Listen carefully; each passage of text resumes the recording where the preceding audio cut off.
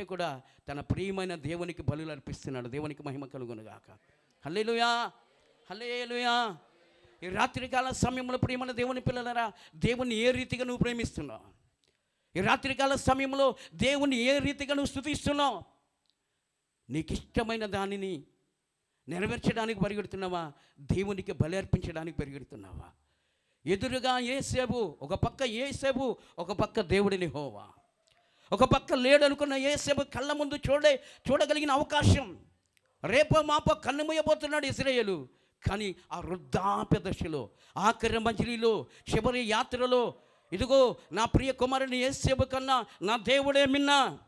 అందరూ నన్ను విడిచినప్పుడు, ఒంటరిగా నేను ప్రయాణం వెళ్తున్నప్పుడు, లాబాను దగ్గరికి వెళ్తున్నప్పుడు, పద్దరాము అనబడిన సిరియా దేశానికి వెళ్తున్నప్పుడు, ఒంటరిగా పొలములో ఆ చీకటి ప్రదేశంలో ఒంటరిగా పడుకున్నప్పుడు, ఏ మనిషిని సహాయం లేనప్పుడు, ఆ రాత్రికాల సమయంలో నన్ను దర్శించి, నాకు దర్శనమిచ్చి, నన్ను ధైర్యపరిచి, నాకు వాగ్దానం ఇచ్చి, నన్ను దీవించి, వాగ్దానము నెరవేర్చినటువంటి నా దేవుడిని యెహోవా, ఇదిగో బలిపీఠం ఇక్కడ ఉన్నది, ఆ దేవునికి బలులు అర్పించాలా. హల్లెలూయా, హల్లెలూయా. నీ జీవిత కాలములు కూడా ఎన్నో సందర్భాలలో దేవుడు యాకోబుతో మాట్లాడినట్టుగా, యాకోబుకు వాగ్దానం ఇచ్చినట్లుగా, యాకోబుని దర్శించినట్లుగా, యాకోబుకు తోడై ఉన్నట్లుగా, యాకోబుకు ధైర్యపరిచినట్లుగా మన జీవితాల్లో కూడా ఎన్నో సందర్భాలలో దేవుడు వాగ్దానం ఇచ్చి, దర్శనమిచ్చి, దేవుడు ధైర్యపరిచి, స్వస్థతనిచ్చి, దేవుడు నిశ్చయముగా ఆశీర్వదించిన సందర్భాలు ఎన్నో ఉన్నాయి. కానీ మనము కూడా యాకోబు అనేటువంటి ఇశ్రాయేలు వలె మన కళ్ళ ముందుట మన కోరుకునే పరిస్థితులు ఉన్నప్పుడు కూడా మన దేవుని కంటే మనకి ఎక్కువైంది ఏది ఉండకూడదు. దేవునికి స్తుతి కలుగును గాక. హల్లెలూయా, హల్లెలూయా. చూడండి, అప్పుడు ఇశ్రాయేలు తనకు కలిగినదంతా తీసుకుని పోయి ప్రయాణమై బెర్షెబకు వచ్చాడు. ఆ బెర్షెబలో ఇశ్రాయేలుతో పాటు ఏముందంటే తనకు కలిగినదంతా ఉంది. ఈ రాత్రికాల సమయంలో ప్రభు మనల్ని అడుగుతున్నాడు, ఈ రాత్రి నువ్వు ఏమి కలిగి ఉన్నావు? వెండ, బంగారముల, ఆస్తి, భూముల, పొలముల, బ్యాంక్ బ్యాలెన్స్ ఏం కలిగి ఉన్నావు? పరిశుద్ధ గ్రంథంలో అపోస్తలుల కార్యములు 3వ అధ్యాయంలో 4, 5, 6 వచనాలు చదువుకున్నాం. అపోస్తలుల కార్యములు 3వ అధ్యాయం 4, 5, 6 వచనాలు చదవడమ్మా. వారిని తేరి చూచి మా తట్టు చూడమనిరి. ఆ పుట్టి గుడ్డివాడు, కుంటివాడు ఏమైనా దొరికిద్దేమని చెప్పి కనిపెట్టుచు వారి యందు లక్ష్యముంచెను. అంతటా పేతురు, ఇదిగో వెండి బంగారములైతే మేము కలిగిలేము, వెండి బంగారములైతే మా వద్ద లేవు, ధనము ధాన్యములైతే మా వద్ద లేవు, కానీ నాకు కలిగినదే నీకు ఇచ్చుచున్నాను. పేతురు, యోహాను ఏం కలిగి ఉన్నారంటే నజరేయుడైన యేసుక్రీస్తు నామమున నడవమని చెప్పి వాని కుడి చెయ్యి పట్టుకుని లేవనెత్తెను. వెంటనే వాని పాదములు చీలమడెను, బలము పొందెను. వాడు దిగ్గున లేచి నిలిచి నడుచుచు గంతులు వేయుచు దేవుని స్తుతించుచు వారితో కూడా దేవాలయములోనికి వెళ్ళెను. హల్లెలూయా. చూడండి, వాక్యం చలవిస్తుంది. అపోస్తలుల దగ్గర, పేతురు దగ్గర, యోహాను దగ్గర వాళ్ళు అంటున్నారు, పుట్టి కుంటివానితో, అయ్యా మా దగ్గర వెండి బంగారాలు ఏమి లేవు, మా దగ్గర ఏదో ఆశిస్తూ మా వైపు చూస్తున్నామేమో, వెండి బంగారములైతే మా వద్ద లేవు, కానీ మేము కలిగినదే. ఏంటి పేతురు, యోహాను కలిగింది? నజరేయుడైన యేసుక్రీస్తు నామం. హల్లెలూయా, హల్లెలూయా. ఈ రాత్రికాల సమయంలో నువ్వు కలిగి ఉండవలసింది దేవుని సన్నిధి, దేవుని నామం, పరిశుద్ధత, ప్రార్థనాత్మ, విశ్వాసము, ఎడతెగనటువంటి ప్రార్థన. హల్లెలూయా, హల్లెలూయా, హల్లెలూయా. నీ దగ్గర ధనం ఉంటే అది కొద్ది కాలం అయిపోతుంది, వెండి ఉంటే కొద్ది కాలం అయిపోతుంది, బంగారం ఉంటే కొద్ది కాలం అయిపోతుంది, కానీ యేసుక్రీస్తు నామం నీ దగ్గర ఉంటే నిత్యము నీ దగ్గర పరలోకమే. హల్లెలూయా, గట్టిగా హల్లెలూయా. నా దగ్గర ఇదిగో ఈ భూమి మీద నేను ఉన్నంత వరకు ఇప్పుడు నా దగ్గర వెండి బంగారం లేకపోవచ్చు, కానీ బంగ్లాలు లేకపోవచ్చు, కానీ స్థలాలు లేకపోవచ్చు, కానీ పొలాలు లేకపోవచ్చు, కానీ పేతురు వలె, యోహాను వలె నా దగ్గర కూడా యేసుక్రీస్తు నామం నేను కలిగి ఉన్నాను అన్నట్లు హల్లెలూయా చెప్పండి. హల్లెలూయా, హల్లెలూయా. పరిశుద్ధ బాబు దగ్గర, సేవకుడు పరిశుద్ధ బాబు దగ్గర వెండి బంగారములు లేకపోవచ్చు కానీ యేసుక్రీస్తు నామమును కలిగి ఉన్నాడు. దేవునికి మహిమ కలుగును గాక. ఈ రాత్రికాల సమయంలో మీ స్థానిక దైవజనుడు ఓటకుండం స్థానిక దైవజనుల్లో ఒకరు పరిశుద్ధ బాబు గారి దగ్గర వెండి బంగారములు లేకపోయి ఉండవచ్చు, ధనధాన్యములు లేకపోయి ఉండవచ్చు, కానీ ఒక్కటి మాత్రం దేవుని సన్నిధిలో ఒక్కటి మాత్రం చెప్పగలుగుతున్నాం, యేసుక్రీస్తు నామాన్ని కలిగి ఉన్నాడు. హల్లెలూయా. పరిశుద్ధాత్మ శక్తిని కలిగి ఉన్నాడు. హల్లెలూయా. పరిశుద్ధతని కలిగి ఉన్నాడు. దేవునికి మహిమ కలుగును గాక. దేవుని బిడ్డలకి రాత్రికాల సమయంలో మనం కలిగి ఉండవలసింది చేతులు ఉంగరములు బ్రాస్లెట్లు కాదు, కానీ శక్తి కలిగిన దేవుని సన్నిధిని మనం కలిగి ఉండాలా. శక్తి కలిగిన దేవుని నామాన్ని మనం కలిగి ఉండాలా. పరిశుద్ధ గ్రంథంలో ప్రకటన గ్రంథం 12వ అధ్యాయంలో 1వ వచనం నుంచి చదువుకుంటూ వెళ్దాం.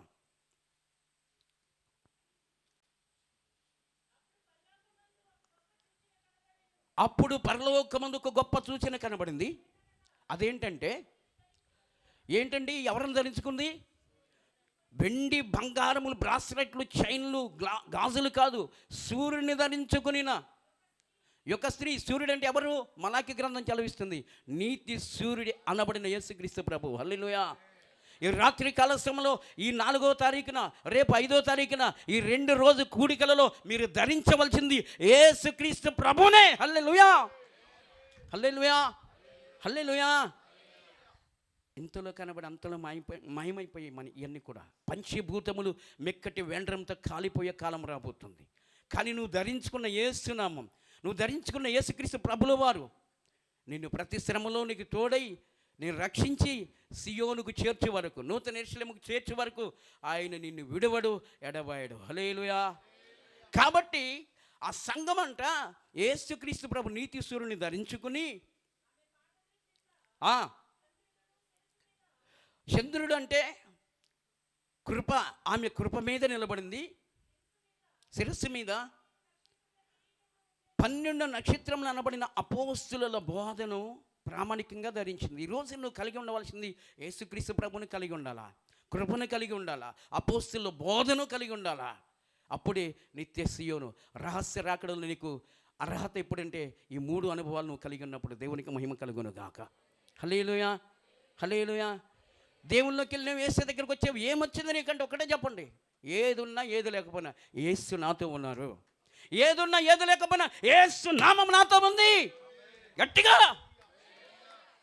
యేసయ్య నామాన్ని ఉచ్చరించినప్పుడు మనలో రోషం రావాలా. యేసు నామాన్ని మనం ప్రకటిస్తున్నప్పుడు రోషం రావాలా, మనలో జీవము కలగాల. హల్లెలూయా.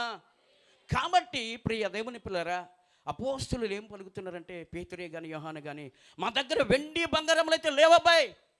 ఒకవేళ వెండి వేస్తామేమో, బంగారం వేస్తామేమో, రోకలు వేస్తామేమో, ధనం వేస్తామేమో అనుకుంటున్నామేమో. మా దగ్గర అలాంటివి ఏమి లేవు.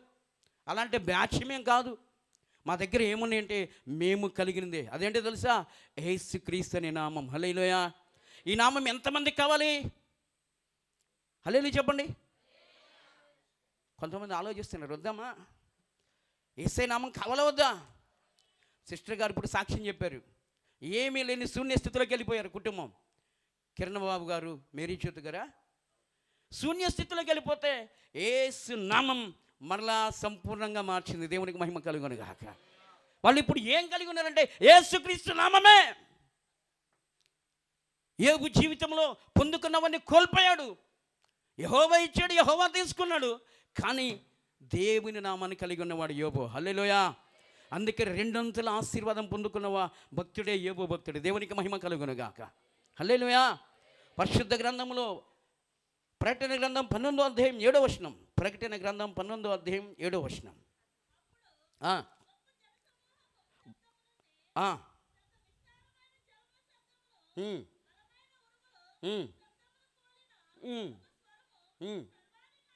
సర్వాధికారియు ప్రభువునగు మన దేవుడు ఏలుచున్నాడు, ఆయనను స్తుతించుడి. గొర్రెపిల్ల వివాహోత్సవ సమయం వచ్చినది.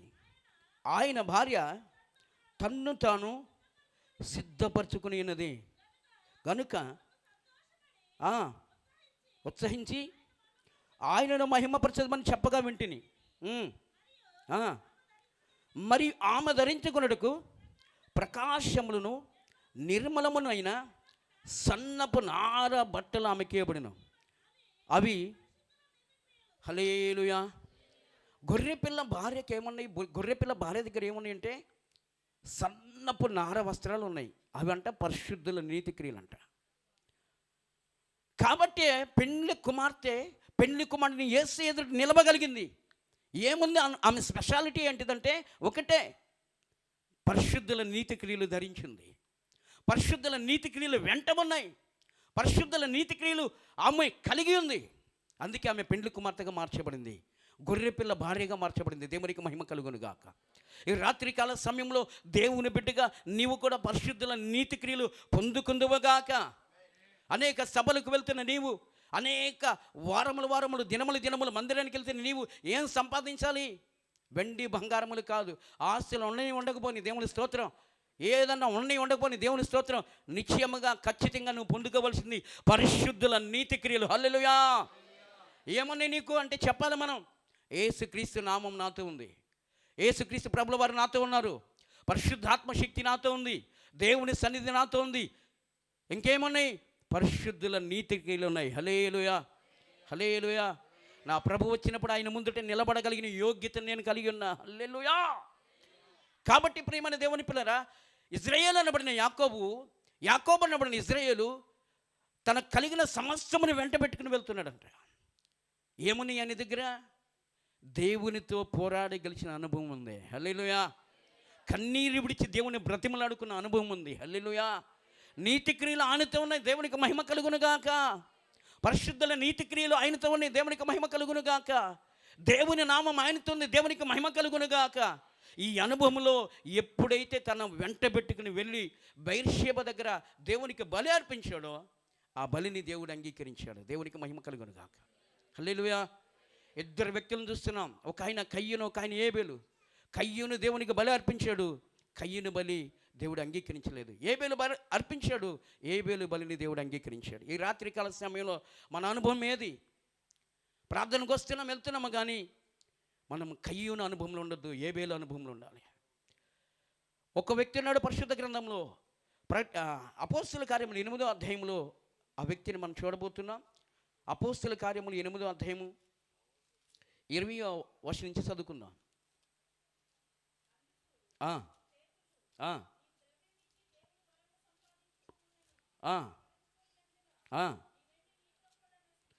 నీ వెండి నీతో కూడా నశించునుగాక, నీ హృదయము దేవుని ఎదుట సరైనది కాదు గనుక ఈ కార్యమందు ఏ కార్యము? పరిశుద్ధాత్మ కార్యమందు నీకు పాలు పంపులు లేవు. కాబట్టి ఈ నీ చెడుతనమును మానుకొని మారు మనసు పొంది ప్రభుని వేడుకొనుము. ఒకవేళ నీ హృదయాలోచన క్షమించబడవచ్చును. నీవు ఘోర దుష్టత్వములోను దుర్నీతి బంధకముల్లోను ఉన్నట్లుగా నాకు కనబడుచున్నదని చెప్పాను. హల్లెలూయా. ఈయన కూడా పరిశుద్ధాత్మ నాకు కావాలి, నేను ఎవరి మీద చేతులు పెడతానో వారి మీద పరిశుద్ధాత్మ దిగాలి, పరిశుద్ధాత్మ అనే వరము నాకు కావాలని ఆశపడుతున్నాడు గారడి సీమోను. కానీ పరిశుద్ధాత్మ అనే వరానికి ఎట్టి పరిస్థితులానికి అనుమతి లేదు. అంటే పరిశుద్ధాత్మ రావడానికి యోగ్యమైన హృదయం లేదు. ఎందుకంటే బహు దుర్నీతిలో బంధకాల్లో దుష్టాత్మలో ఉన్నాడని లేఖనం చదివిస్తుంది. ఈ రాత్రికాల సమయంలో మన వెంట నీతి క్రియలు ఉన్నాయా? మన వెంట పరిశుద్ధాత్మ దేవుడు ఉన్నాడా? మనతో యేసు నామం మనతో ఉందా? యేసు నామాన్ని మనం కలిగి ఉన్నామా? పరిశుద్ధతను కలిగి ఉన్నామా? లేకపోతే గారడి సీమోను వలె దుర్నీతిని దుష్టాత్మను కలిగి ఉన్నటువంటి క్రైస్తవులుగా మనం ఉన్నాం. ఈ రాత్రికాల సమయంలో నీ వెంట ఎవరు రావాలంటే ఆత్మదేవుడు నీతో రావాలి, ఆత్మదేవుడు నీ సంధించాలి, ఆత్మదేవుడు నిన్ను వెంబడించాలి, పరిశుద్ధాత్మని నిన్ను వెంబడించాలి. హల్లెలూయా హల్లెలూయా హల్లెలూయా హల్లెలూయా. నీవు నాకుండగా నీవే నీవు నాకుండగా నీవే నా అండగా నీవే నా నీవే నా నీవే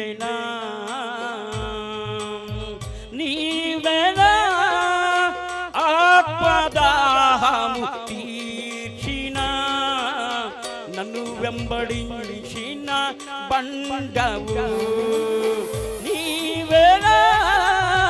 ఆత్మదాహము తీర్చిన నన్ను వెంబడించిన బండవు కలవరపడిన కొండల వైపు నా కన్నులెత్తుదునా. కొండల వైపు నా కన్నులెత్తి కొదువతో నేను కుమెల్దానా.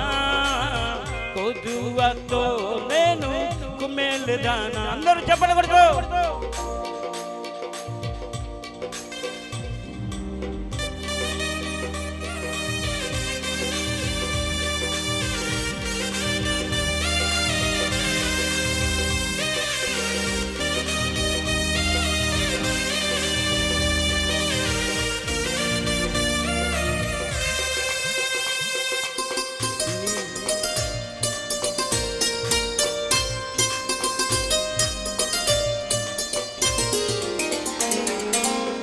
నిత్యము కదలని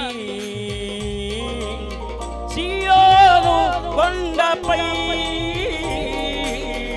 నిత్యము కదలని సియోను కొండపై యేసయ్యా యేసయ్యా యేసయ్యా యేసయ్యా నీదు ముఖము చూచుచు పరవశించి పాడెదా. యేసయ్యా నీదు ముఖము చూచుచు పరవశించి పాడెదా. పరవశించి పాడెదా. పరవశించి పాడెదా. పరవశించి పాడెదా. పరవశించి పాడెదా. హల్లెలూయా. కాబట్టి ప్రియ దేవుని పిల్లరా, మనల్ని వెంబడించేటువంటి బండ యేసుక్రీస్తు ప్రభువారు. ఆయన ఆత్మ మనతో ఉండాలా, ఆయన సన్నిధి మనతో ఉండాలా. ఆయన సన్నిధి లేకుండా మనం ఒక అడుగు కూడా వేయకూడదు. కాబట్టి యాకోబు అనబడిన ఇశ్రాయేలు బయలుదేరి వెళ్తున్నప్పుడు, ఐగుప్తుకు బయలుదేరి వెళ్తున్నప్పుడు తనకు కలిగిన యావత్తును వెంట పెట్టుకుని వెళ్తున్నాడు. ప్రతిదినము నువ్వు కలిగిన యావత్తును వెంట పెట్టుకుని వెళ్ళాలి. యేసుక్రీస్తు ప్రభువే నీకు కలిగిన సమస్తము. ఆయనకి మహిమ కలుగును గాక. హల్లెలూయా హల్లెలూయా. ఇదిగో గొర్రె పిల్ల భార్యకు వధువు సంఘానికి, పెండ్లి కుమార్తె సంఘానికి ఏముందంటే పరిశుద్ధుల నీతి క్రియలు కలిగి ఉంది. అపోస్తలులు ఏం కలిగి ఉన్నారంటే యేసుక్రీస్తు నామాన్ని కలిగి ఉన్నారు. ఇక్కడ గారడి సిమోన్ ఏం కలిగి ఉన్నాడంటే దుష్టత్వము, దుర్నీతి కలిగి ఉన్నాడు. ఈ రాత్రికాల సమయంలో నువ్వు దుష్టత్వంలోను, దుర్నీతిలోను, లోకములోను, లోక ఆశలను ఉండకుండా దేవుని కృప కలిగిన హస్తములకు అప్పగించుకుందువుగాక. హల్లెలూయా హల్లెలూయా. ప్రభుకి మహిమ కలుగును గాక. గట్టిగా. కాబట్టి ప్రియమైన దేవుని పిల్లరా, పరిశుద్ధ గ్రంథంలో మరలా ఆదికాండం 46వ అధ్యాయం వచ్చేద్దాం. ఆదికాండం 46వ అధ్యాయంలో ఆరంభం నుంచి మరలా చదువుకుందాం. చదవండి. అప్పుడు ఇశ్రాయేలు తనకు కలిగినదంతా తీసుకుని ప్రయాణమై బెర్షెబాకు వచ్చి తన తండ్రి అయిన ఇస్సాకు దేవునికి బలులు అర్పించెను. ప్రియమైన దేవుని పిల్లరా, ఎప్పుడైతే ఇస్సాకు కొడుకైనటువంటి ఇశ్రాయేలు లేదా యాకోబు దేవునికి బలి అర్పించాడో అప్పుడు ఆ రాత్రి దర్శనం నందు దేవుడు యాకోబు యాకోబుని ఇశ్రాయేలును పిలిచాడు. మనం ప్రార్థించినప్పుడు, బలి అర్పించినప్పుడు దేవుడు మనకు బదులు ఇవ్వాలా. ఇందాక సిస్టర్ గారు సాక్షి చెప్తూ వచ్చారు. ప్రతి సందర్భంలో నేను ప్రార్థన చేశాను, ప్రతి సందర్భంలో నేను దైవజనుడు ప్రార్థన చేశాం. దేవుడు దర్శనాల ద్వారా, వాగ్దానాల ద్వారా మమ్మల్ని ఆదరిస్తూ వచ్చారు. దేవునికి మహిమ కలుగును గాక. ఎప్పుడు దేవుడు మనతో మాట్లాడతారు? మన దగ్గర నీతి క్రియలు ఉన్నప్పుడు. ఎప్పుడు దేవుడు మనతో మాట్లాడతారు? పరిశుద్ధుల నీతి క్రియలు ఉన్నప్పుడు. ఎప్పుడు దేవుడు మనతో మాట్లాడతారు? ఆయన పరిశుద్ధతను మనం కలిగి ఉన్నప్పుడు. ఎప్పుడు దేవుడు మనతో మాట్లాడతారు? ఈ వాక్యానుసారంగా మనం నడిచినప్పుడు. ఎప్పుడు దేవుడు మనతో మాట్లాడతారు? ఆయనతో మనం గడుపుతున్నప్పుడు మాత్రమే. హల్లెలూయా, హల్లెలూయా. కాబట్టి ఎప్పుడైతే యాకోబు అనబడిన ఇశ్రాయేలు బెర్షెబా దగ్గర బలి అర్పించాడో, దేవుడు వెంటనే మాట్లాడడం ప్రారంభించారు. యాకోబు, యాకోబు, నువ్వు భయపడొద్దు, నేనే దేవుడును, నీ తండ్రి దేవుడును. ఐగుప్తునకు వెళ్ళుటకు భయపడకము, అక్కడ నేను గొప్ప జనముగా చేసేదను. హల్లెలూయా, హల్లెలూయా. ఐగుప్తుని భయపడుతున్నావా? అన్య దేశమని భయపడుతున్నావా? పరాయి దేశమని భయపడుతున్నావా? భయపడవద్దు. ఎందుకు తెలుసా? నేను నీతో వస్తామన్నా. హల్లెలూయా. కీర్తనకర్త అంటాడు, గాఢాంధకర లోయలో నేను సంచరించిన ఏ అపాయముకు భయపడను. హల్లెలూయా, హల్లెలూయా. భయపడే క్రైస్తవునిగా, భయపడే బిడ్డగా ఉండదు. ఎందుకంటే మన దేవుడు మనతో ఉన్నప్పుడు ఏ భయము మనకుండదు. హల్లెలూయా. భయపడతారా? భయపడేటోళ్ళకి హల్లెలూయా చెప్పండి. భయం మిమ్మల్ని విడిచిపోవును గాక. భయపడిన వారు ఒక గట్టిగా హల్లెలూయా చెప్పండి, గట్టిగా హల్లెలూయా. కాబట్టి దేవుడు ఇశ్రాయేలుతో అంటున్నారు, నువ్వు భయపడొద్దు, నీతో కూడా నేను ఐగుప్తునకు వచ్చేదను, అక్కడ నేను గొప్ప జనముగా చేసేదను, నేను ఐగుప్తునకు నీతో కూడా వచ్చేదను, అంతేకాదు నిశ్చయముగా నేను తిరిగి తీసుకువచ్చేదను. యేసేపు నీ కన్నుల మీద తన చెయ్యి ఉంచినని సెలవిగా యాకోబు లేచి బెర్షెబా నుండి వెళ్ళాను. ప్రియ దేవుని పిల్లలారా, చూడండి, దేవుడు అంటారు కదా, వెళ్ళడానికి భయపడదు, ఐగుప్తుకి భయపడద్దు, నేను అక్కడ నేను గొప్ప జనంగా చేస్తా, నేను ఐగుప్తునకు నీతో కూడా వచ్చేదను, నిశ్చయముగా నేను తిరిగి తీసుకొచ్చేదను. చూడండి, యాకోబు వెళ్ళాడు, ఇశ్రాయేలు వెళ్ళాడు, 17 సంవత్సరాలు ఐగుప్తులో ఉన్నాడు, 17 సంవత్సరాలకి చనిపోయాడు. అప్పటికే బయలుదేరినప్పుడే 130 సంవత్సరాలు కడు వృద్ధాప్యంలో ఉన్నాడు. ఇంకొక 17 సంవత్సరాలు బ్రతికాడు, అక్కడే చనిపోయాడు. దేవుడు అంటున్న మాట ఏంటి తెలుసా? ఐగుప్తు వెళ్ళటకు భయపడద్దు, నేను నీతో వస్తాను, మరలా నిన్ను తిరిగి తీసుకువస్తాను. చనిపోయినా కానీ, భౌతికంగా చనిపోయినా, చాలామంది చనిపోతే ఏం చేస్తారు? భయపడతారు, వదిలిపెట్టేస్తారు. కానీ దేవుడు అంటారు కదా, నువ్వు చనిపోయినా నేను నిన్ను మరలా కనానుకు తీసుకొస్తాను. హల్లెలూయా. నా మహిమలో నిన్ను చేర్చే వరకు నీతోనే నేను ఉంటాను. హల్లెలూయా. కాబట్టి ప్రియ దేవుడు, నమ్మదగిన దేవుడు మన దేవుడు. వ్యాధిలో నీతో ఉంటాడు, కష్టములు నీతో ఉంటాడు, అవమానములు నీతో ఉంటాడు, తృణీకరములు నీతో ఉంటాడు, నిందలో నీతో ఉంటాడు, బాధలో నీతో ఉంటాడు, ప్రతి వ్యాధిలో నీతో ఉంటాడు. ఆయన పేరే యేసుక్రీస్తు ప్రభు. హల్లెలూయా. గట్టిగా చెప్పండి అమ్మా. కాబట్టి ప్రియమైన దేవుని పిల్లలరా, రాయబడిన మాట, ఇశ్రాయేలు తనకు కలిగినది, యాకోబు అని రాయబడలా, ఇశ్రాయేలు. దేవుడు పిలుస్తున్నాడు, ఇశ్రాయేలు తనకు కలిగినదంతయు. ఇశ్రాయేలు ఎవరు? పోరాడి గెలిచిన వాడు. పరిశుద్ధ గ్రంథం నుంచి ఆదికాండము 35వ అధ్యాయంలో ఈ మాట చదివే దానికి ముందుగా రోమాపత్రిక 12వ అధ్యాయం మొదటి నుంచి చదువుకున్నాం. రోమాపత్రిక 12వ అధ్యాయం మొదటి నుంచి చదువుకున్నాం.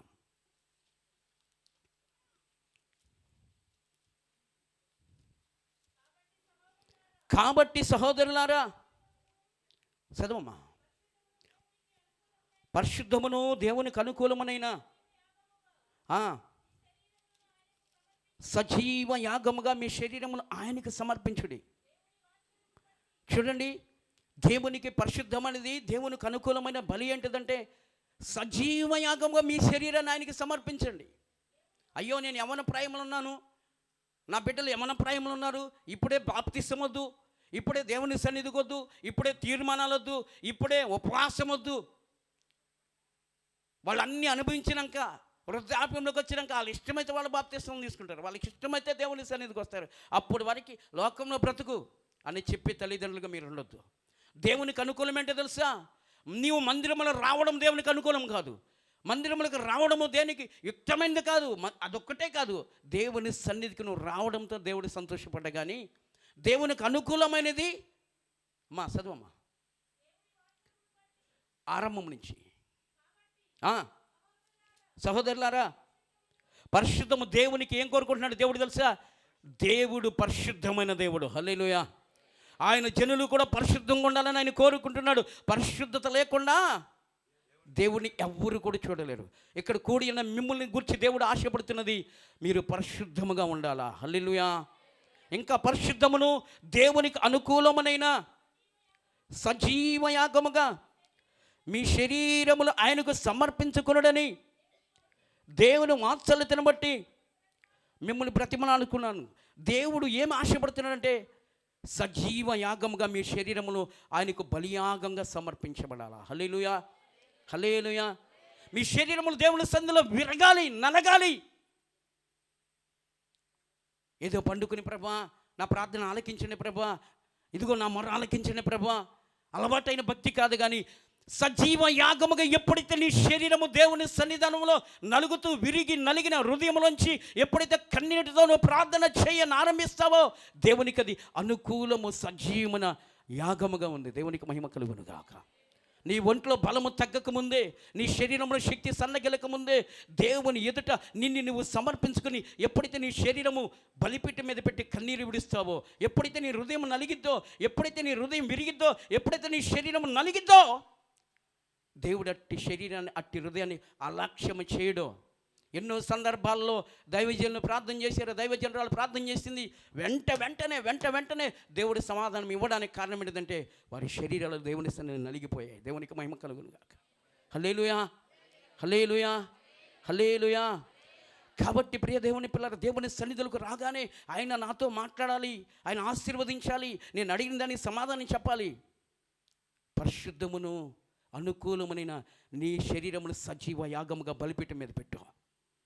నీ శరీరములు ఏ పాపానికి తావివ్వకుండా, నీ శరీరములు ఏ ఆశలకు తావివ్వకుండా, నీ శరీరమును సజీవ యాగముగా నువ్వు బ్రతికి ఉన్నంత వరకు నిబంధన చేయబడిన శరీరముగా, పాపముకు ఏలుబడి లేని శరీరముగా, పరిశుద్ధతను ధరించుకున్న శరీరముగా, పరిశుద్ధమైన దేవుడు నీలో వసించడానికి యోగ్యమైన శరీరముగా ఎప్పుడైతే దేవుని బలిపీఠం మీద నీ సజీవ యాగముగా నీ శరీరాన్ని సమర్పిస్తావో దేవుడు వెనువెంటనే నీతో మాట్లాడ ఆరంభిస్తారు. దేవునికి మహిమ కలుగును గాక. హల్లెలూయా, హల్లెలూయా. కాబట్టి ప్రియ దేవుని పిల్లరా, పరిశుద్ధ గ్రంథములో దేవుడు కోరుకుంటున్నాడు. చూద్దాం ఒక్కసారి ఆదికాండము 35వ అధ్యాయంలో రాయబడినటువంటి మాటలు మనం చదువుకుందాం. ఆరంభ పుస్తకము ఆదికాండములో యాకోబు గురించి రాయబడినటువంటి మాటలు 32లో ఉన్నాయి. 32వ అధ్యాయము 22వ వచనం. ఆదికాండం 32వ అధ్యాయం 22వ వచనం. ఆ రాత్రి అతడు లేచి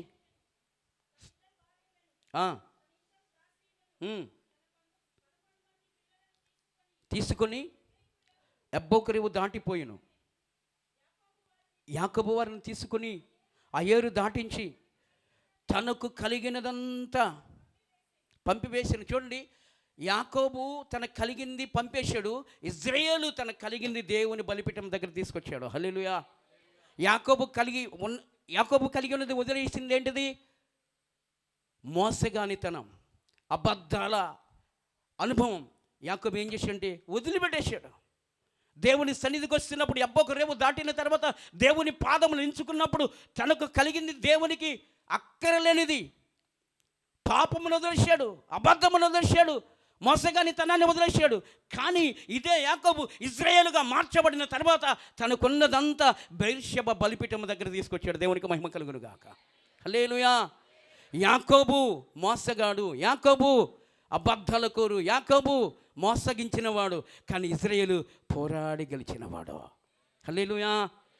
కాబట్టి యాకోబు విడిచిపెట్టి సమస్తమును వదిలిపెట్టి చదవమ్మ, యాకోబు ఒక్కడే మిగిలిపోయాడు. యాకోబు అనుభవంలో సంపాదించిన ఆత్మ సంబంధము ఇవేమీ లేవు.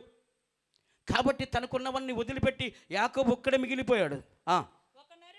ఒక నరుడు తెల్లవారు వరకు అతనితో పెనుగులాడాను. తాను అతని గెలవకుండా చూచి తొడగూటి మీద అతనిని కొట్టెను. అప్పుడు అతడు ఆయనతో పెనుగులాటేటి వలన యాకోబు తొడగూడు వసలేను గనుక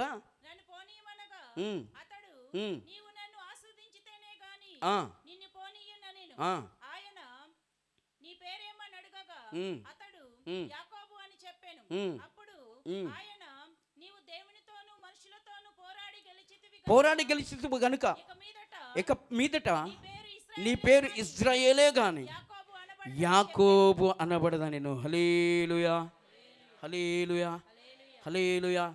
యాకోబు ఒక్కడే మిగిలిపోయాడు. పద్దారాం దేశం నుంచి వస్తున్న సందర్భంలో భార్యలు ఉన్నారు, పిల్లలు ఉన్నారు, దాసిరాండ్రు ఉన్నారు, పెక్కు పశు సంపద ఉంది, సర్వ సమృద్ధితో ఉన్నాడు. ఆయనను ఆత్మ సంబంధమైన ఆశీర్వాదం కోసం ఆ రాత్రి అన్నిటిని విడిచి, భౌతికమైన వాటిని అన్నీ విడిచిపెట్టి దేవుని పాదాలు ఎంచుకున్నాడు. రాత్రి పోరాడుతున్నాడు, ప్రార్థన చేస్తున్నాడు, రాత్రి అంతా ఏడుస్తున్నాడు. ప్రభా నువ్వు నన్ను ఆశీర్వదిస్తేనే కానీ అంటే దేవుడు లేదా దూత ఆ స్థలానికి వచ్చి, నీ పేరేంటి చెప్పు. నా పేరు యాకోబు, నేను మోసగాన్ని, నేను అబద్ధాల కోరును చెప్తా ఉన్నాడు. ఈ రాత్రి నువ్వు ఆశీర్వదించాలి. దేవుని దూత తొడగూటి మీద కొట్టగా తొడగూడు వసిలిపోయింది. అంటే శరీరము నలిగిపోయింది, తొడ జారిపోయింది, గూడు జారిపోయింది. ఆ శరీరమును యాకోబు ఆ రాత్రి దేవుని బలిపీఠం మీద పెట్టాడు. దేవునికి మహిమ కలుగును గాక. పోరాడి అడిగి ఆఖరి హోషేయ గ్రంథం చెప్తుంది, అతడు కన్నీరు విడిచి బ్రతిమలాడుకున్నాడు అంట. అయ్యా ఆశీర్వదించయ్యా, ఈ రాత్రి నన్ను దాటిపోకయ్యా, ఈ రాత్రి నాతో మాట్లాడు ప్రభువా, ఈ రాత్రి నిశ్చయముగా నన్ను ఆశీర్వదించు ప్రభు అని కన్నీరు విడిచి మగసిరి గలవాడై, మగసిరి అంటే భౌతికమైంది కాదండి, ఆత్మ సంబంధమైన పోరాటంలో ఉద్యమం తగ్గని అనుభవమే మగసిరి. హల్లెలూయా. దేవుని పాదముల దగ్గర ఆన్సర్ వచ్చే వరకు, దేవుడు ఆ కార్యము జరిగించే వరకు పట్టి విడవకుండా పోరాడే ఆత్మ సంబంధమైన అనుభవమే మగసిరి అనబడిన అనుభవం. హల్లెలూయా. కాబట్టి ఆ రాత్రి పోరాడి కన్నీరు విడిచి బ్రతిమలాడుకున్నాడు. గూడు వసిలిపోయింది. అయినను కానీ ప్రభా ఇంకా గూడు జారిపోయినా, నా శరీరం నలిగిపోయినా నిన్ను నేను విడిచిపెట్టను ప్రభా అని ఏడవడం ప్రారంభించారు. విరిగి నలిగిన హృదయాన్ని దేవుడు అలక్ష్యం చేయాల, విరిగిపోయిన శరీరాన్ని అలక్ష్యం చేయాల. దేవుడు ఆశీర్వదించి అంటారు, ఇక నీ పేరు యాకోబు కాదు, మోసగాడివి కాదు, నీ స్వభావం మోసగాని స్వభావం కాదు, అబద్ధాల స్వభావం కాదు, నీ స్వభావం ఇక పోరాడి గెలిచిన స్వభావమే, నీ పేరు ఇజ్రాయేలే. హల్లెలూయా, హల్లెలూయా. అందుకనే దేవుని లేఖను చదివిస్తుంది ప్రియ దేవుని పిల్లరా. యాకోబుకు ఉన్నటువంటి తనలో ఏమీ లేదు, ఇజ్రాయేలుగా ఉన్నప్పుడు తనకున్నవన్నీ కూడా బలిపీఠం దగ్గరకు వచ్చాయి. ఈ రాత్రికాల సమయంలో ప్రాచీన స్వభావం ఉందా, దేవుని బలిపీఠము దగ్గర రాకముందే దాన్ని విడిచిపెట్టు. పాప సంబంధమైన ఛాయలు ఉన్నాయా, దేవుని బలిపీఠము దగ్గర రాకముందు విడిచిపెట్టు. ఈ రాత్రి ఈ 2 రోజుల సభల్లో దేవుని పాదముల దగ్గర కన్నీరు విడిచి పోరాడి గెలిచిన ఇజ్రాయేలుగా మన ముందుముగాక. హల్లెలూయా. కీర్తనల గ్రంథం 50వ అధ్యాయం 5వ వచనం చదువుకుందాం.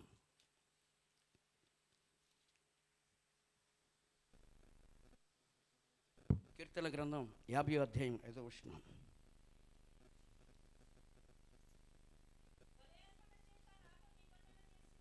బలి అర్పణ చేత నాతో నిబంధన చేసుకునిన నా భక్తులు నా వద్దకు సమకూర్చుడని మీది ఆకాశమును భూమిని పిలుచుచున్నాడు. హల్లెలూయా, హల్లెలూయా. దేవుడు అంటున్నాడు, బలి అర్పణ చేత నాతో నిబంధన చేసుకుని నా భక్తులను సమకూర్చండి. ఎప్పుడు ఎవరితో చెప్తున్నాడు? మీదున్న ఆకాశానికి క్రిందన్న భూమికి ఆజ్ఞాపిస్తున్నాడు. ఏమనంటే బలి అర్పణ ద్వారా, ఎవరైతే బలి అనే అర్పణ ద్వారా నాతో ఎవరు నిబంధన చేసి ఉన్నారో ఆ భక్తులను నా వద్దకు సమకూర్చండి. ప్రపంచంలో ఉన్న క్రైస్తవ జనాభా అందరినీ కాదు, ప్రపంచంలో ఉన్నటువంటి బాప్తిసం తీసుకున్న వారిని అందరినీ కాదు, ప్రపంచంలో ఉన్నవారు క్రైస్తవులు అనబడిన వారు అందరినీ కాదు, కానీ ఇదిగో ఆకాశమా, ఇదిగో భూమి, మీరు ఇంకా గతించిపోకముందే, పంచభూతములు మిక్కటి వేండ్రంతో లయము కాకముందే మీరేం చేయాలో తెలుసా?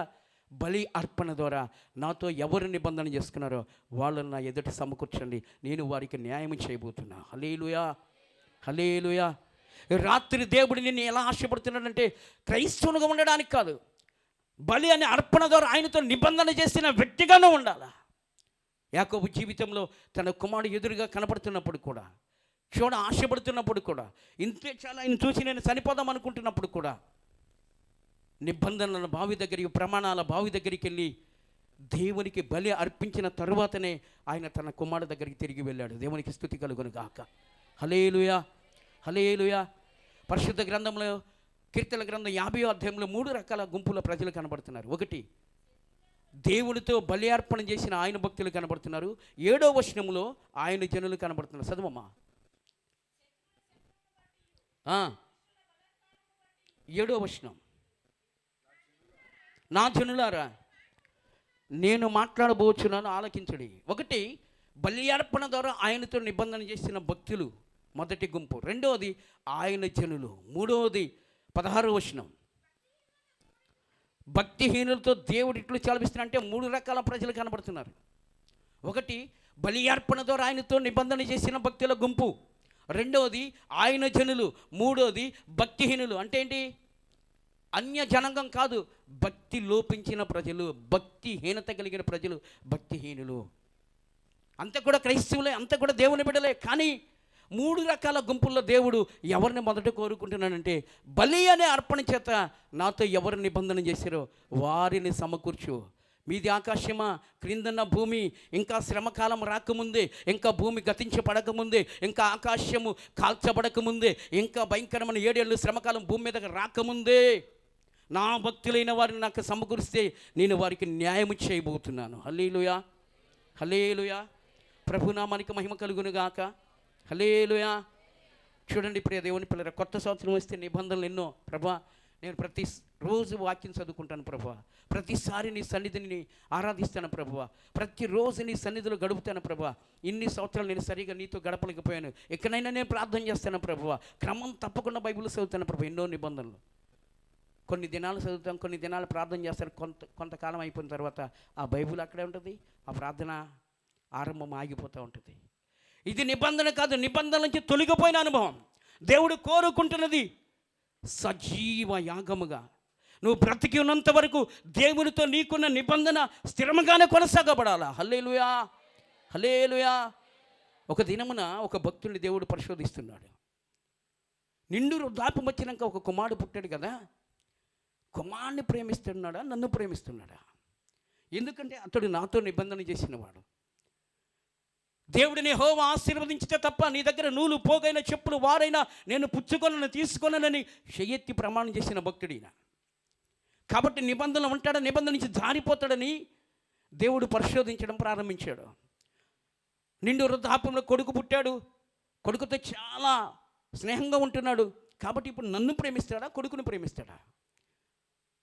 నాతో ఉంటాడా, కొడుకుతో ఉంటాడా? ఆ నిబంధనలు నిలిచి ఉంటాడా, నిబంధన నుంచి తొలగిపోతాడా? ఆదికాండం 22వ అధ్యాయం ఆరంభం నుంచి కొన్ని మాటలు చదువుకుని మనం ముందుకెళ్ళిపోదాం. అమ్మా చదవండి. ఎట్లనగా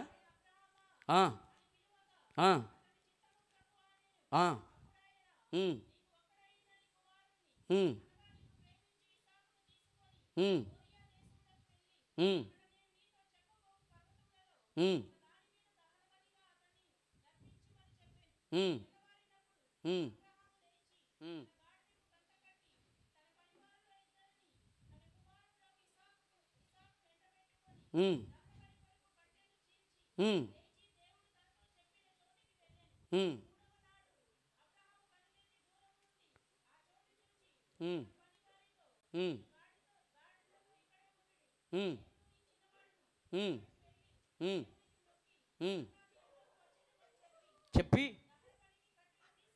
తీసుకొని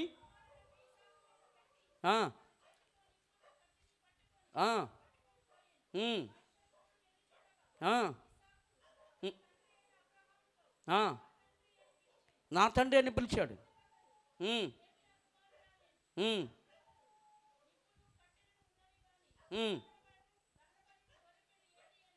అడుగగా దేవుడే దహన బలిని చూసుకొనును.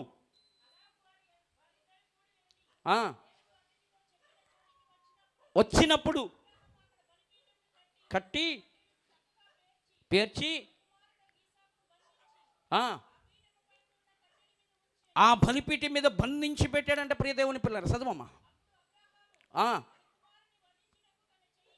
వధించడానికి చెయ్యి ఎత్తి కత్తి పట్టుకొనగా యెహోవా దూత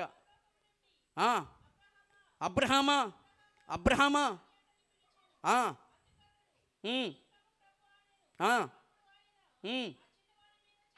చిన్నవాని మీద చేయి వేయొద్దు, అతనేమి చేయొద్దు.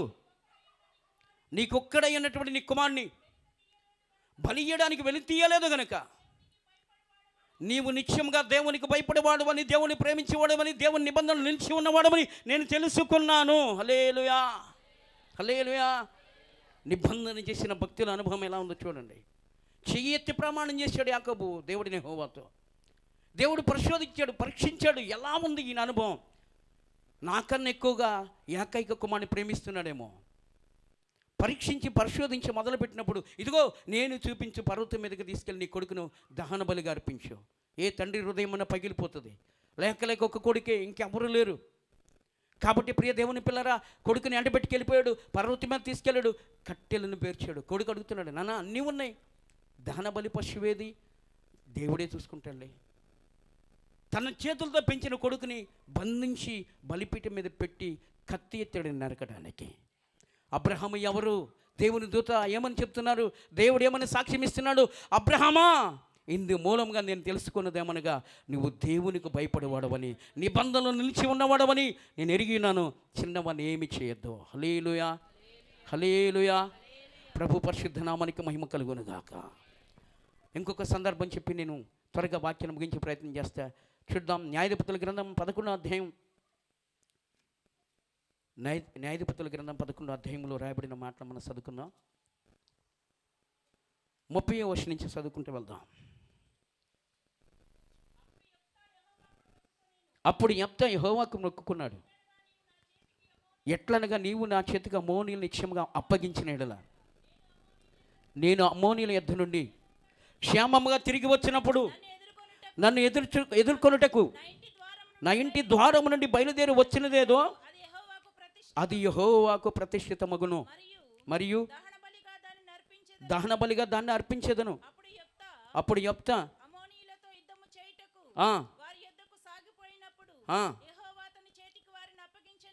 గనుక అరోయేరు మొదలుకొని మిన్నోతులకు వచ్చే వరకును 20 పట్టణములు హతము చేసెను. అట్లా అమ్మోనీయులు ఇశ్రాయేలుల ఎదుట నిలవకుండా అణిచివేయబడిరి. చూడండి ప్రియ దేవుని పిల్లరా, యెఫ్తా దేవునితో నిబంధన చేశాడు. యెఫ్తా దేవునితో ఒక మొక్కుబడి చేశాడు. ఏమనంటే, అయ్యా ఈ అమ్మోనీయుల మీద కనుక నువ్వు నిశ్చయముగా జయమిస్తే గనక, ఎందుకంటే యెఫ్తా రాజు కాదండి, యెఫ్తా ఒక రాజవంశం కాదండి. ఇదిగో నేను రాజును కాదు, యుద్ధాభ్యాసం నేర్చిన వాడిని కాదు, కానీ నీ పేరట నేను యుద్ధానికి వెళ్తున్నా. ఈ యుద్ధంలో అమ్మోనీయుల మీద కనుక జయమిస్తే నా ఇంటి ద్వారము దగ్గర నుంచి ఏదైతే నన్ను ఎదుర్కోవడానికి మొట్టమొదటిగా ఎదురుగా వస్తుందో అది నీకు ప్రతిష్ఠితమే కాదు, అది నీకు దహన బలిగా అర్పిస్తాను. హల్లెలూయా అని మొక్కుబడి చేసుకున్నాడు, అని నిబంధన చేసుకున్నాడు. ఈ నిబంధన ఎవరికి తెలుసు? యెఫ్తాకి మరియు దేవునికి తెలుసు. ఇంటికాడ వాళ్ళకి కూడా తెలియదు. ఇప్పుడు వలే అప్పుడు సెల్ ఫోన్ లేవు. ఏదైనా సెల్ ఫోన్లో ఫోన్ చేసి ఇదిగో నేను ఇలా అనుకున్నాను, ఇంటి దగ్గర నుంచి ఎవరు రాకండి అని చెప్పడానికి ఏమీ లేదు. ఈయన ఎప్పుడైతే మొక్కుబడి చేసుకున్నాడో, నిబంధన చేసుకున్నాడో, ఆ నిబంధన హృదయం నుంచి ఎప్పుడైతే అనుకున్నాడో దేవుడిని యెహోవా విన్నాడు. ఆయనకి మహిమ కలుగునుగాక. ఈ నిబంధన చేసుకున్నాడు, అయ్యా యుద్ధంలో నేను కనుక చేయమందితే నా ఇంటి ద్వారము గుమ్మమ్మ ద్వారము దగ్గర నుంచి ఏదైతే ఎదురుగా వస్తుందో అది నీకు ప్రతిష్ఠితము, నీకే అది నీకు దహన బలిగా అర్పిస్తాను అనుకున్నాడు. యుద్ధములో దేవుడు గొప్ప జయమని అనుగ్రహించాడు, అమ్మోనీయుల మీద గొప్ప జయమని అనుగ్రహించాడు. ఇప్పుడు యెఫ్తా విజయోత్సవంతో తిరిగి వస్తున్న సందర్భంలో తన ఇంటికి వచ్చినప్పుడు అతని కుమార్తె తంబురులతోనూ నాట్యముతోనూ బయలుదేరి అతనిని ఎదుర్కొనేను.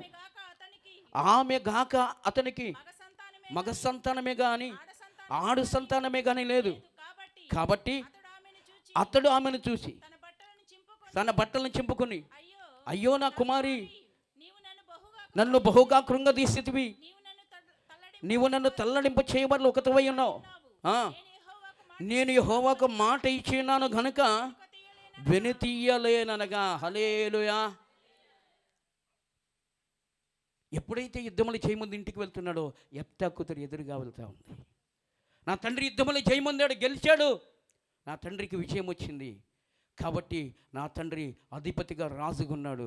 ఎదురుగా వెళ్తుంది, తంబురులతో సితారులతో చెలికత్తులతో దేవుని స్తుతించుకుంటూ ముందుకెళ్తున్నప్పుడు దూరం చూస్తూ ఉన్నాడు. ఎవరు వస్తున్నది? ఒకవేళ నా కుమార్తె కాదు కదా. దూరం దగ్గరికి వచ్చేసింది. అయ్యో నా కుమార్తెలాగుంది, కుమార్తెలాగా ఉండటం కానీ కుమార్తె తల్లడిల్లిపోతున్నాడు, కృంగిపోతున్నాడు, పడిపోతున్న పరిస్థితి ఏర్పడుతుంది. అయ్యో నా కుమారి, నన్ను తల్లడింప చేయవారిలో ఒకటిగా ఉన్నావే, నన్ను కృంగదీయవారిలో ఒకటిగా ఉన్నావే, యుద్ధంలో జయమొచ్చిన ఆనందం ఉంది కానీ నువ్వు ఎదురుగా వచ్చేవే, ఏదైతే నా ఇంటి ద్వారం నుంచి ఎదురుగా వస్తుందో దానిని యెహోవాకు ప్రతిష్ఠితమని చెప్పాను, అది దేవునికి దహన బలని చెప్పాను. కాబట్టి నేను మాట తప్పలేనని ఏడుస్తూ ఉన్న సందర్భంలో, బాధపడుతున్న సందర్భంలో యెహోవాకు నేను మాట ఇచ్చాను, నేను మాట తప్పలేను. యెఫ్తా కృపాకాలంలో సంబంధమైన వ్యక్తి కాదు. యెఫ్తా నీ అంత పరిశుద్ధమైన జీవితం చేస్తున్నవాడేమీ కాదు. ప్రజల దృష్టిలో హేళన చేయబడినవాడు, వేశ్యకు పుట్టిన కొడుకుగా పరిగణించబడినవాడు.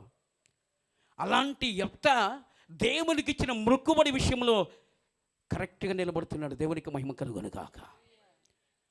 యెఫ్తా దేవునికి ఇచ్చిన మాట నిబంధన మీరిపోకుండా, ఇదిగో నేను యెహోవాకు మాట ఇచ్చినాను, నేను మాట తప్పలేనమ్మని ఏడుస్తూ ఉన్నాడు. ప్రియ దేవుని బిడ్డలారా, ఎన్నో సందర్భాలలో దేవునికి మాట ఇచ్చావు, ఎన్నో సందర్భాల్లో నీ హృదయం నుంచి దేవునితో నిబంధన చేసావు, ఎన్నో సందర్భాల్లో నువ్వు దేవునికి మొక్కుబడి చేసుకున్నావు. ఈ పంట పండితే నేను దేవుని సన్నిధికి ఇస్తా, నాకు బిడ్డలు పుడితే దేవుని ఆలయంలో ఇలా చేస్తా, నాకు ఈ కార్యం జరిగితే నేను దేవునితో ఇలా గడుపుతా. ఎన్నో సందర్భాల్లో నువ్వు చేసిన నిబంధనలు దేవుడు విని ఉన్నాడు, దేవుడు చూసి ఉన్నాడు. కానీ నిబంధన తప్పిన వ్యక్తిగా ఉండొద్దు. యెఫ్తా చూడండి, వేశ్య కొడుకైన దేవుని ఎదుట నిబంధన తప్పలేని వ్యక్తిగా ఉన్నాడు. దేవునికి స్తుతి కలుగును గాక. ఈ రాత్రి కాల సమయంలో దేవుని ఎదుట ఏ నిబంధన చేసావో, ఎలా ఉంటాననుకున్నావో. యోబు భక్తుడంటే నిబంధన చేశాడంట, ప్రభువా నా కన్నులతో నేను కన్యకని చూడను, ప్రభువా నా కన్నులతో నేను నిబంధన చేసి ఉంటేని కన్యకను నేను ఎలాగో చూసుదును, అలాగైతే పరమందున్న దేవుని స్వాస్థ్యం ఏమైపోతుంది? నిబంధన మీరితే మన జీవితాలు ఏమైపోతాయి? దేవుని స్వాస్థ్యం ఏమైపోద్ది? దేవుని నామం ఏమైపోద్ది?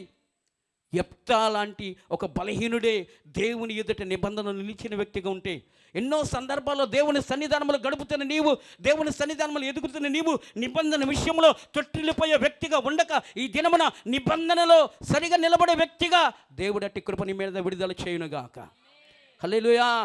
ఈ సంవత్సరంలో 2025 సంవత్సరంలో ఏదైతే నువ్వు నిబంధన చేసావో, నీ హృదయం నుంచి దేవునికి ఏది వినపడేటట్లుగా నిబంధన చేసావో, ప్రభా నేను ఇలా ఉంటాను ప్రభా, లోకంలో కలవను ప్రభా, లోక ఆశలు కలవను ప్రభా, నన్ను నేను అపవిత్రపరచుకోను ప్రభా, ఒక్క వారము కూడా ఒక్క రోజు కూడా దేవుని సన్నిధిని విడువను ప్రభా. నువ్వు ఏ సంఘానికి సంబంధించిన వ్యక్తివైనా, ఏ దినమును కూడా నా కంఠంలో ఊపిరినంత వరకు దేవుని సన్నిధికి నేను దూరం అవ్వను ప్రభా, ఎక్కడున్న నీ సన్నిధానంలో ఉంటాను ప్రభా. ఈ నిబంధనలన్నీ కూడా యెఫ్తాను మించినటువంటి అనుభవంలో నిబంధనలో నిలిచి ఉండాలని ప్రభు కోరుతున్నాడు. హల్లెలూయా, హల్లెలూయా, హల్లెలూయా. చూడండి, ఆయన అంటున్నాడు, నీవు నన్ను తల్లడింపు చేయవల్ల ఒకటివై ఉన్నావు, నేను యెహోవాకు మాట ఇచ్చి ఉన్నాను కనుక వెనుతీయలేననగా. దేవునితో నిబంధన చేస్తే, సర్వశక్తి కలిగిన దేవునితో నిబంధన చేస్తే వెనతీయొద్దు. మనం దేవునితో నిబంధన చేసి వెన తిరిగే అనుభవం మనకు ఉండకూడదు. ఎప్పుడైతే ఆయన అలా అంటున్నాడు, కుమార్తె అంటుంది కదా, చదువమ్మా. ఆమె నా తండ్రి యెహోవాకు మాట ఇచ్చి ఉంటివా, నీ నోటి నుండి బయలుదేరిన మాట చెప్పున నాకు చేయము. చూడండి ప్రియ దేవుని పిల్లరా, తండ్రి అంటున్నాడు, నేను మాట ఇచ్చానమ్మా, చేయలేనమ్మా, మాట ఇచ్చాను నేను చేయలేను. చాలామంది ఏదో మాట ఇచ్చాములే, మాటే కదా, ఇప్పుడు నా దగ్గర ఓపిక లేదు, నేను చేయలేను, ఇప్పుడు పరిస్థితులు అనుకూలం లేదు, నేను చేయలేను. సర్వశక్తి కలిగిన దేవుని సన్నిధానములో నీవిచ్చిన నిబంధనలు నిలిచి ఉండాలి. సర్వశక్తివంతమైన దేవుని యొక్క సన్నిధానములో నీ హృదయం నుంచి నువ్వు అనుకున్న జీవము కలిగిన దేవుడు ఆ నిబంధన చూసి ఉన్నాడు, విని ఉన్నాడు. నిబంధన స్థిరపరచబడినట్లుగా ప్రభు రాజ్యములో మనము, ప్రభు సన్నిధానములో మనం నిలకడగా ఉందుముగాక. మాట తప్పని వ్యక్తులుగా మన దేవుడు నమ్మకమైన దేవుడు, నీ నిబంధన నమ్మకంగా ఉండునుగాక. హల్లెలూయా. చూడండి, తండ్రి అనుభవం, యెఫ్తా అనుభవం ఇది. నేను యెహోవాకు మాట ఇచ్చానమ్మా, మాట తప్పలేను. ఎంత నష్టమైన మాట తప్పలేను. కుమార్తె ఏమంటుంది, ఆమె నా తండ్రి యెహోవాకు మాట ఇచ్చింటివా, యెహోవాకు మాట ఇచ్చేవా. మనం ఏమనుకుంటాం, మాట నిబంధన చేస్తే ఆ దేవుడికి నిబంధన చేశానులే, ఆయన చూశాడా, నన్ను అడిగాడా, ఆయన నా దగ్గరికి వచ్చాడా, నన్ను అడుగుతాడా. జాగ్రత్త సుమి, నువ్వు యెహోవాకు దేవుడైన యేసేకు మాట ఇచ్చావు, దేవుడైన యేసే సన్నిధానములు చెప్పావు. నీ నోట నుంచి మాట బయలుపడక ముందే నీ హృదయంలో ఉన్నది ఎరిగిన దేవుడు సర్వోన్నతుడు, ఆయనకి మహిమ కలుగునుగాక. హల్లెలూయా. నీ బిడ్డలు నువ్వు ఎలా పెంచుతున్నావు? యెఫ్తా కూతురు అంటుంది, నాన్న ఎవరిని అడిగిచ్చావు మాట? నేను యెహోవాకు ప్రతిష్ఠితమని నన్ను అడిగావా? దహన బలిగా అర్పిస్తానని నన్ను అడిగావా? ఎవరిని అడిగి మాట ఇచ్చావు? నన్ను అడగలే, నాకు సంబంధం లేదు అని తండ్రి మాటను విడిచిపెట్టి వెళ్ళటలేదు. కానీ కుమార్తె అంటుంది, యెఫ్తా కూతురు, నాన్న మీరు యెహోవాకు మాట ఇచ్చి ఉంటిరా, సర్వశక్తునికి మాట ఇచ్చి ఉంటిరా, యుద్ధంలో జయమిచ్చిన దేవునికి మాట ఇచ్చింటివా? సైన్యములకు అధిపతికి యెహోవాకు మాట ఇచ్చింటివా? సర్వశక్తి గల దేవునికి మాట ఇచ్చింటివా? జీవము కలిగిన దేవునికి మాట ఇచ్చింటివా? ఆయనతో గనక నువ్వు నిబంధన చేస్తే, ఆయన గనక మాట ఇస్తే మాట తప్పొద్దు తండ్రి. హల్లెలూయా, హల్లెలూయా. నీ బిడ్డల్ని అనుభవంలో పెంచు. ఇదిగో చాలామంది ఈ చివరి దినాల్లో తల్లిదండ్రులు వాళ్ళ యొక్క పరిస్థితులను బట్టి నా బిడ్డలను సేవకిస్తా, డాక్టర్లు అంటారు చనిపోతున్నారు నీ బిడ్డలు అన్నప్పుడు ఆ తల్లిదండ్రులు ఒక ప్రతిష్టత, ఒక మొక్కుబడి, ఒక నిబంధన, అయ్యా ఈ బిడ్డగాన బ్రతికితే నేను నీకు సేవకిస్తాను ప్రభువా. బాల్యంలో వాళ్ళు మాట ఇచ్చారు. వీళ్ళు పెద్దోళ్ళు అయిన తర్వాత ఎవరిని అడిగి మీరు మాట ఇచ్చారు? నన్ను అడిగి మాట ఇచ్చారా? నేను ఎందుకు సేవ చేయాలి, నేను చేయను, నా ఇష్టం, నా లైఫ్ అనే బిడ్డలు ఉన్నారు. కాబట్టి నీ బిడ్డలను ఎలా పెంచాలో తెలుసా? నిబంధన యొక్క ప్రాముఖ్యత చెప్పాలా, దేవుని యొక్క ప్రాముఖ్యత చెప్పాలా, దేవుని యొక్క నిబంధనలు ఉన్న శక్తిని గురించి చెప్పాలా. యెఫ్తా కూతురు అంటుంది, యెహోవాకు మాట ఇచ్చింటివా తండ్రి? నీ మాట చెప్పునే, మాకు చెప్పినా చెప్పకపోయినా జీవముగల దేవునికి నువ్వు మాట ఇచ్చావు కాబట్టి నీ మాట చెప్పుని నాకు చెయ్యి. హల్లెలూయా, హల్లెలూయా. ఏ మాట? సత్కారం కాదు, గొప్ప ఫంక్షన్ కాదు, ఆమెను దేవునికి అర్పణగా అర్పించబడాలా. ఆమె దేవునికి దహన బలిగా అర్పించబడే విషయంలో అంటుంది, తండ్రి నీ మాట ప్రకారం కానీ. చదవండమ్మా. మరియు ఆమె నా కొరకు చేయవలసినదేదనగా 2 నెలల వరకు నన్ను విడుము, నేను నా చెలుకత్తును పోయి కొండల మీద ఉండి నా కన్యత్వము గూర్చి ప్రలేపించిన తండ్రితో చెప్పగా 2 నెలల వరకు ఆమెను పోనిచ్చెను గనుక ఆమె తన చెలికత్తెలతో కూడా పోయి కొండల మీద తన కన్యత్వం గూర్చి ప్రలాపించెను. ఆ 2 నెలల అంతమున ఆమె తన తండ్రి యొద్దకు తిరిగి రాగా తాను మొక్కుకొనిన మొక్కుబడి చొప్పున ఆమెకు చేసెను. హల్లెలూయా. యెఫ్తా చేసిన నిబంధనల నుంచి తొలగిపోలేదండి. యెఫ్తా కూతురు తండ్రి చేసిన నిబంధనల నుంచి తొలగిపోలేదండి. కాబట్టి యెఫ్తా యొక్క చరిత్రను దేవుడు ఈ పరిశుద్ధ గ్రంథాల్లో దేవుడు రాయించి పెట్టారు. దేవునికి మహిమ కలుగును గాక. హల్లెలూయా, హల్లెలూయా. అందుకే దేవుడు అంటున్నాడు తెలుసా, బాప్తిసం పొందిన క్రైస్తవులు అనబడిన వారు, మందిరములో కనబడిన వారు నా వద్ద సమకూర్చడని చెప్పటలా.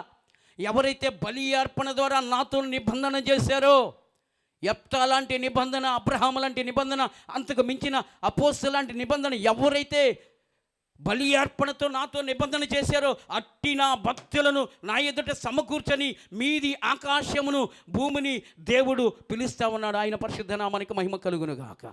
హల్లెలూయా. రహస్య రాకడలు ఎవరు ఎత్తబడతారు తెలుసా? దేవుడు రేపో మధ్య ఆకాశంలో పెండ్లి కుమారుడిగా రాబోతున్నాడు. ఇంకా 10 నిమిషాల ప్రార్థన అయిపోబోతుంది. కాబట్టి పెండ్లి కుమారుడిగా ఆయన రాబోతుంటే ఎవరు ఆయన ఎదుట నిలబడతారు? ఎవరు ఎత్తబడతారు? ప్రపంచంలో 300 క్రైస్తవ జనాభా ఉంది. 300 కోట్ల క్రైస్తవ జనాభా ఉంది.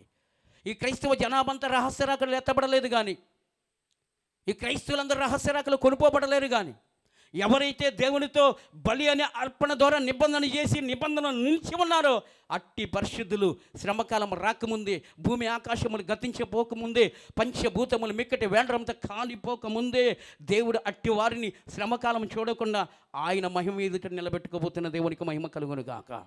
హల్లెలూయా, హల్లెలూయా. ఈ రోజున భక్తిహీనురాలుగా ఉంటావా?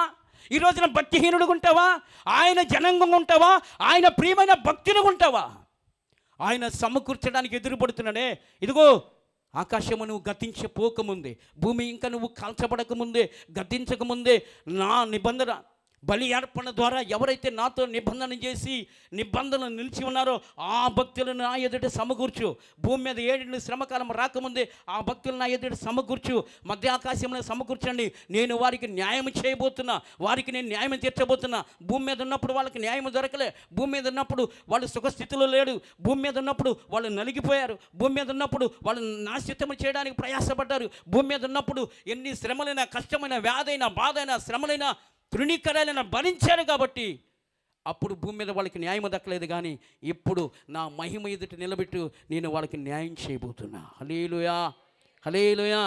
ప్రియమైన దేవుని బిడ్డగా నిబంధన నిలిచి ఇదిగో దేవుని వెంబడిస్తున్న అనుభవం నీదైతే, చుట్టూన్న వారు నీ దేవుడు నీకేం చేశాడని నీ హేళన చేస్తూ ఉండొచ్చు, అవమానిస్తూ ఉండొచ్చు. అయ్యో పేదరికంలోనే ఉన్నామే, అయ్యో వ్యాధిలోనే ఉన్నామే, అయ్యో నిందల్లోనే ఉన్నామే, నీకేమొచ్చింది, ఏమిచ్చాడు దేవుడు అని అంటూ ఉండొచ్చు. భయపడద్దు. బలి అర్పణ ద్వారా నువ్వు దేవునితో నిబంధన చేసిన వ్యక్తివి. ఆ నిబంధనలో నిలిచి ఉన్న వ్యక్తివైతే నీకు ఒక శుభవార్త. భూమి మీద ఇంకా భయంకరమైన శ్రమకాలం రాకముందే మత్తయి సువార్త 24వ అధ్యాయం 21వ వచనంలో రాయబడిన మాట చదువుకుందాం. మత్తయి సువార్త 24వ అధ్యాయం 21వ వచనం చదవండి త్వరగా. లోకారము నుంచి ఇప్పటి వరకు అటువంటి శ్రమ కలుగలేదు, మరి ఎప్పటికీ కలగలేదు. మహాభయంకరమైన 7 ఏళ్ళ శ్రమ ఎంత భయంకరంగా ఉంటుందంటే, సృష్టి ఆరంభం నుంచి కరోనా కాదు, ఇంకోటి ఫస్ట్ వేవ్ కాదు, సెకండ్ వేవ్ కాదు, ఎలాంటి శ్రమ ఎప్పుడు కలగలేదు, ఇక కలగబోదు. అట్టి భయంకరమైనటువంటి శ్రమకాలం, 7 ఏళ్ళ శ్రమకాలం భూమి మీదకి రాబోతుంది.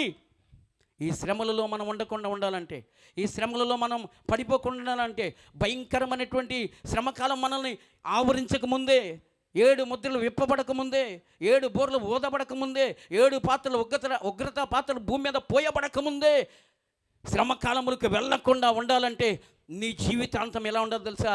దేవుని ఎదుట బలి అర్పణ ద్వారా నిబంధన చేసిన వ్యక్తిగా, నిబంధనలో నిలబడిన వ్యక్తిగా ఉండాలా. హల్లెలూయా, హల్లెలూయా.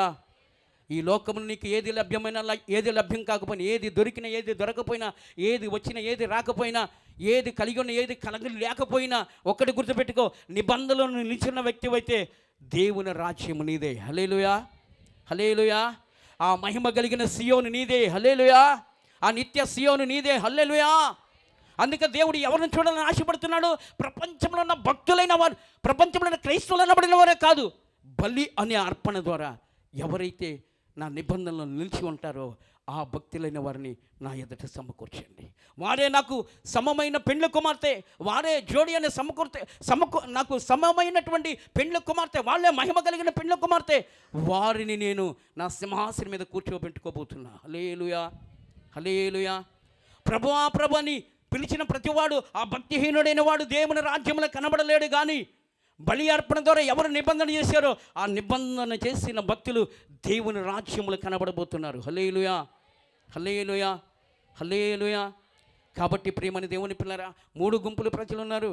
బలి అర్పణలో నిలిచిన ప్రజలు, ఆయన జనులు అనబడిన వారు, భక్తిహీనులు అనబడిన వారు. మనం చదువుతా ఉన్నాం ప్రకటన గ్రంథం 12వ అధ్యాయం 5వ వచనం. త్వరగా మనం ముగింపుకు వచ్చేసాం. ప్రకటన గ్రంథం 12వ అధ్యాయం 5వ వచనం, 5వ వచనం, 5-6.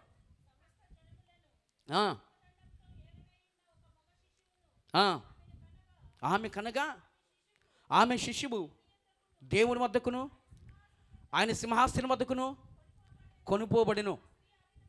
ఆ స్త్రీ అరణ్యముకు పారిపోయి. చూడండి ప్రియ దేవుని పిల్లరా, దేవుని రహస్య రాకడ కాలంలో సంఘములన్నీ ఎత్తబడవు, క్రైస్తవులు అందరూ ఎత్తబడరు, సేవకులందరూ ఎత్తబడరు. ఎవరైతే నిబంధనలు నిలిచి ఉన్నారో, యేసుక్రీస్తు ప్రభు అన్నప్పుడు నీతిశ్వరుని ఎవరు ధరించుకున్నారో, కృప మీద ఎవరైతే నిలబడి ఉన్నారో, అపోస్తలుల బోధలో ఎవరు నిలబడి ఉన్నారో, శ్రమను తాలూకుని ఎవరు ప్రార్థన చేస్తున్నారో, శ్రమైనా కరువైనా ఖడ్గమైనా దేవుని నిబంధనను విడిచిపెట్టక నిబంధనలు ఎవరైతే నిలిచి ఉన్నారో అట్టి జయించినటువంటి పరిశుద్ధులు మాత్రమే, అట్టి మగసిరి గల వారి పోరాడు పరిశుద్ధులు మాత్రమే దేవుని వద్దకు, ఆయన సింహాసనం వద్దకు కొనుపోబడబోతున్నారు. హల్లెలూయా. మరి మిగిలిన స్త్రీ అంటే సంఘము, మిగతా సంఘము ఏమైంది? అరణ్యానికి పారిపోయింది. అరణ్యం అంటే ఏంటి? భయంకరమైన శ్రమకాలం. నా జనులు అనబడిన వారు శ్రమకాలంలో ఉంటారు. భక్తిహీనులు అనబడిన వారు 3వ గుంపు వారు శ్రమకాలంలో ఉంటారు. దేవుని లేఖనం చదివిస్తుంది, బుద్ధి కలిగిన కన్యకులు, బుద్ధి లేని కన్యకులు చేయి విడిచిపెట్టబడ్డారు. బుద్ధి కలిగిన కన్యకులు ఎప్పుడు ఎత్తబడ్డారు? శ్రమకాలం మధ్యలో. చదువుకున్నాం మత్తయి సువార్త 25వ అధ్యాయం 6వ వచనం చదువుకున్నాం. ఇది చదివి ఈ వాక్యాన్ని ముగిస్తాను. మత్తయి సువార్త 25వ అధ్యాయం 6వ వచనం. అర్ధరాత్రి వేళ ఇదిగో పెండ్లి కుమారుడు అతన్ని ఎదుర్కొన్నారండి అని కేక వినబడెను. అప్పుడు బుద్ధి కలిగిన బుద్ధి లేని కన్యకలందరూ లేచి తమ దివిటీలను చక్కపరిచిరి. కానీ బుద్ధి లేని కన్యకులు మా దివిటీలు ఆరిపోతున్నాయి. ఎవరండి బుద్ధి కలిగిన కన్యకలు అంటే? భక్తిహీనులైన ప్రజలు. చదవమ్మా.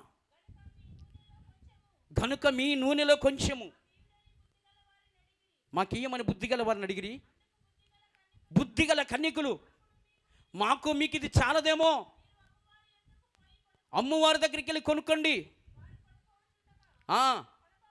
కొనబోవుచుండగా పెండ్లి కుమారుడు వచ్చెను. అప్పుడు సిద్ధపడి ఉన్నవారు అతనితో కూడా పెండ్లి విందులోకి వెళ్ళారు. లోపలికి పోయి తలుపు వేయబడింది.